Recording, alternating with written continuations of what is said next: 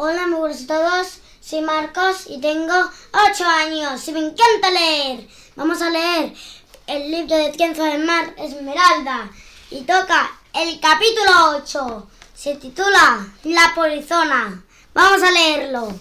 A Atienza le pareció ver que la verdadera inspectora llegaba a los muelles, allá lejos.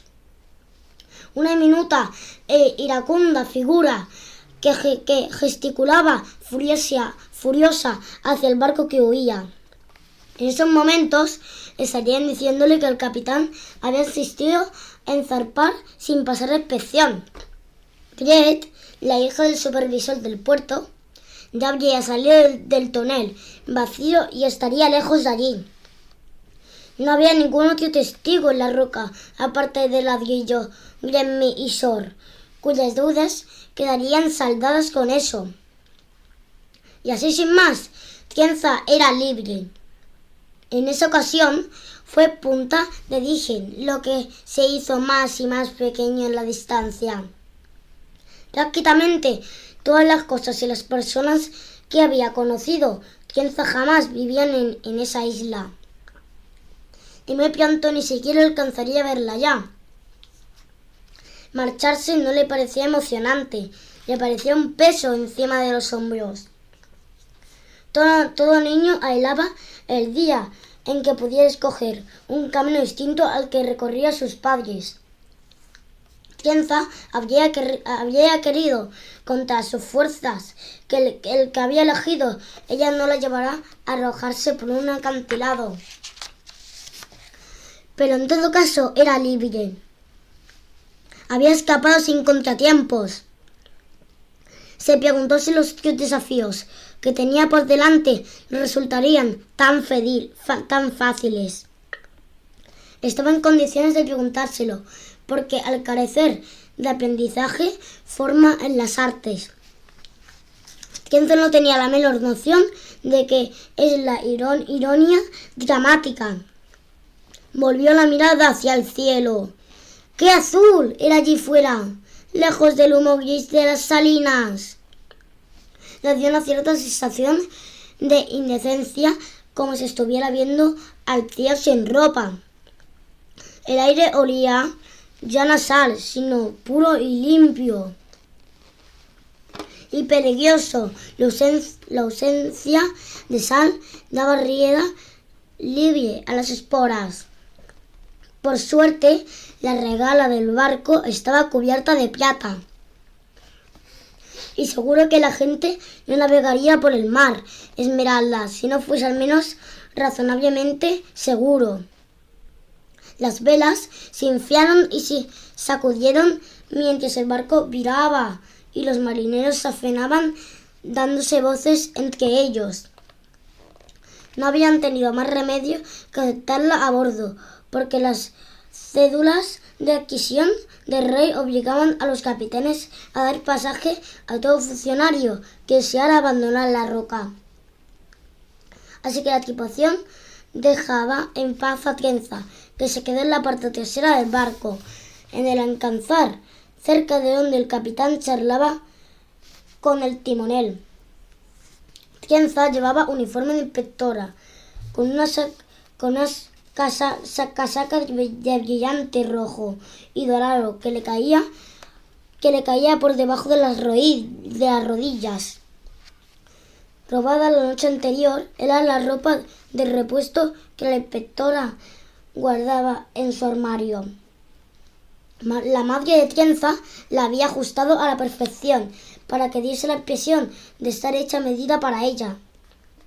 Y por supuesto, el registro de amarres que había en la habitación de la inspectora figuraba por error una cifra incorrecta para la hora en que el sueño de Ott abandonaría la roca, que había provocado que la mujer llegara tarde.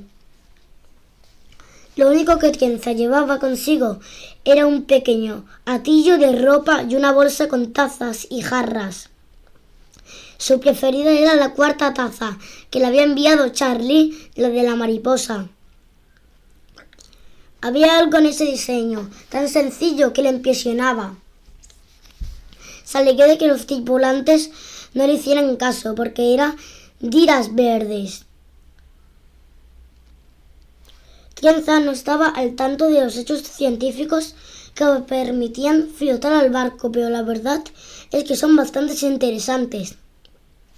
En el lecho oceánico había fumarolas que liberaban ráfagas de aire hacia arriba. Agitadas de ese modo, las esporas se comportaban como un líquido. Es un fenómeno que puede darse en cualquier mundo, incluido el tuyo. Se llama fluidización. Si bombeas aire hacia arriba bajo una caja de arena, verás algo parecido a lo que estaba observando Atienza. Por todas partes salían burbujas entre las esporas, revolviendo y ondulando el océano. Las esporas lamían el casco del barco y fluían alejándose, salpicando, creando olas. No era del todo igual que el agua, el mar era demasiado espeso y las grietas de las olas se hacían volúmenes de esporas verdes.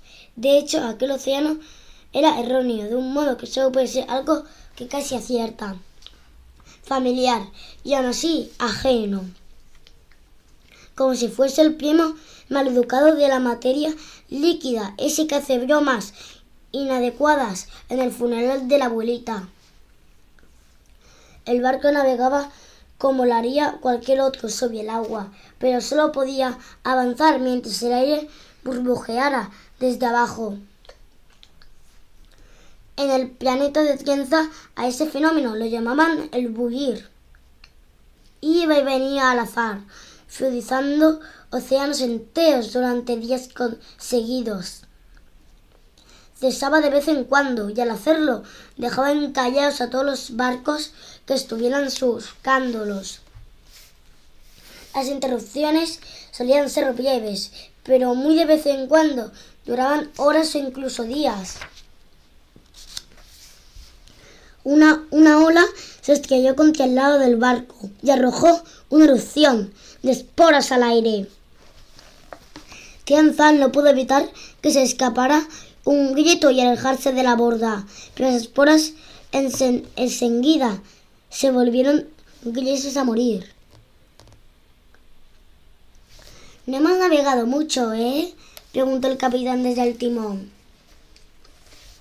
Tenía un aliento espantoso, una tez tan morena que parecía tostada y el pelo ralo y apelmazado.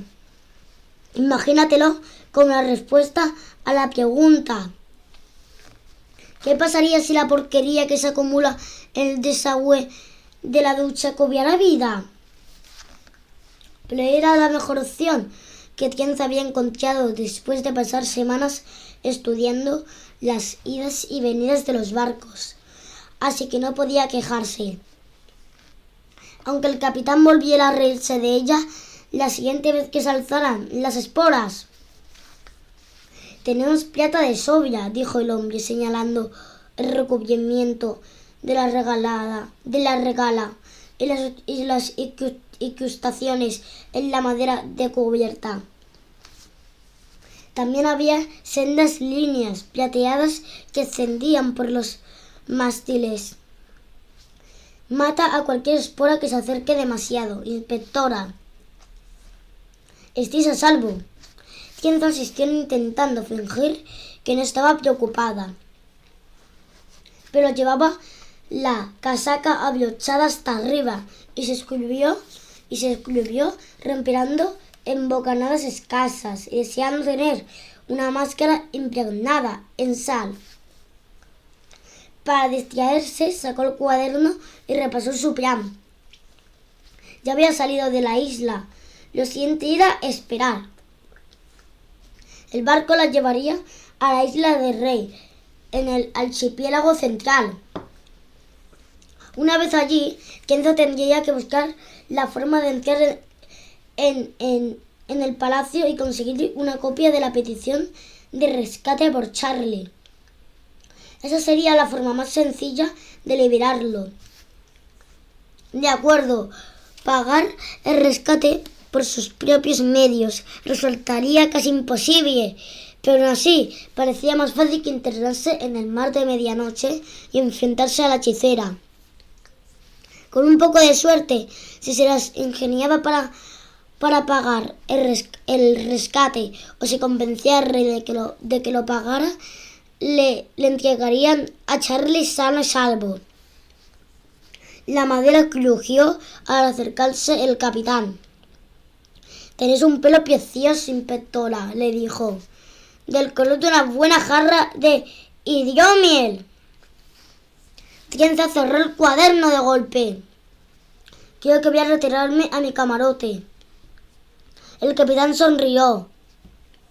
Era justo la clase de hombre que creía que todas las mujeres presentes estaban pensando en él. Lo cual era cierto, en la medida en que todas deseaban con desespero que el capitán se marchara en dirección contraria. Hizo un gesto a Atienza para que lo acompañara descendiendo del alcázar hacia los camarotes. Por fortuna, el capitán le dejó en la puerta sin tener que obligarlo. La habitación era pequeña, pero privada, y la puerta tenía cerrojo.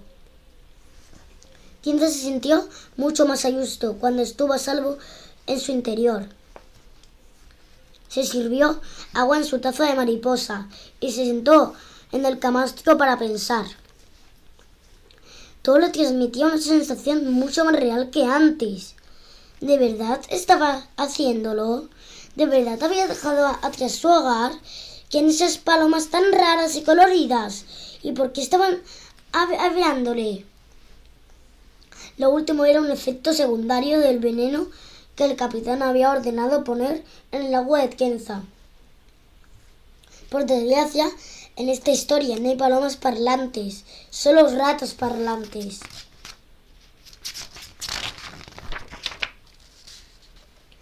Bueno, chicos, hemos acabado el capítulo 8 y el siguiente día tenemos que leer el capítulo 9. Bueno, chicos, hasta aquí el día de hoy. El siguiente día seguiremos con este librazo. Acordad de suscribiros y darle a me gusta. Gracias por todo. Adiós.